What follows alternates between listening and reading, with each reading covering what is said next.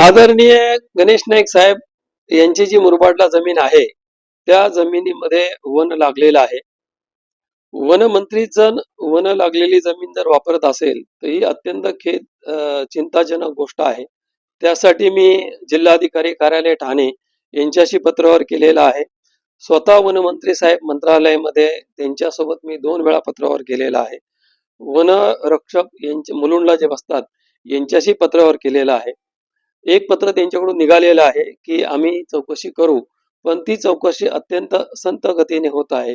त्यामुळे प्रसार माध्यमांसमोर हा विषय मांडण्यासाठी आजचे पत्रकार परिषद घेतलेली आहे. त्याच्यानंतर इकडे मापेमध्ये नाईक साहेबांनी जे 2 ऑफिस घेतलेले आहेत कामधेनूमध्ये, त्या ऑफिसमध्ये जे त्यांनी पैसे भरलेले आहेत तिथं फक्त आरटीजीएस म्हणून लिहिलं आहे. त्याच्यावरती कुठल्याही बँकेतून पैसे गेले आणि किती कसे गेले ते काही नाही, फक्त आरटीजीएस लिहिलेलं आहे.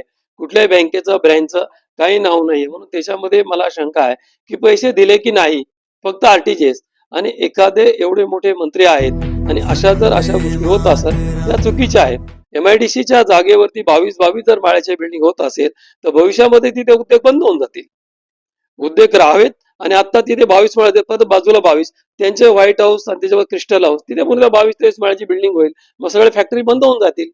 या गोष्टीला कुठंतरी रोग बसावा म्हणून मी हे सगळं प्रसार माध्यमांसमोर मांडत आहे. संबंधित त्याविषयी मी तक्रार केलेली आहे.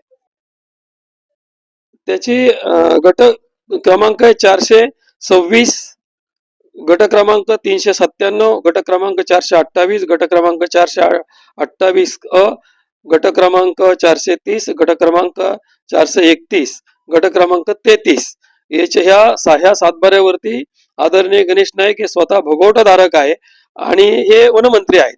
आणि दुसरा गट क्रमांक आहे 431, 475 गट क्रमांक 431 हे जे गट आहे हे सुबोध ॲग्रो या कंपनीला फक्त 500 रुपये प्रति एकरी 60 वर्षासाठी लीज वरती दिलेली आहे.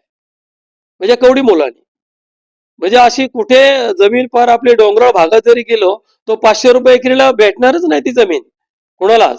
मग ह्या सगळ्या प्रकारची चौकशी व्हावी म्हणून मी संबंधित विभागाला तक्रार केलेली आहे. त्याच्यावरती कारवाई व्हावी आणि हे पत्रकारांसमोर हा विषय यावा यासाठी पत्रकार परिषद घेतली. कारण मागच्या काळामध्ये घेतली होती त्यावेळेस इलेक्शन होतं किंवा आता मध्ये महापौरचं इलेक्शन झालं, मग मध्ये म्हणून मी आजचा दिवस निवडून ही आज प्रेस घेतली.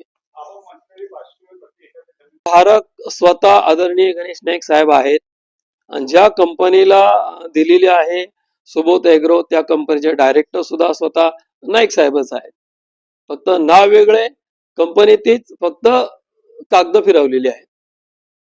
आता ती का फिरवली ती माहित नाही, त्याची चौकशी झाली पाहिजे. आता टोटल एक्झॅक्टली काढली नाही पण अंदाजे माझ्या मताने एक सगळी मिळून 15 एकर जमीन आहे.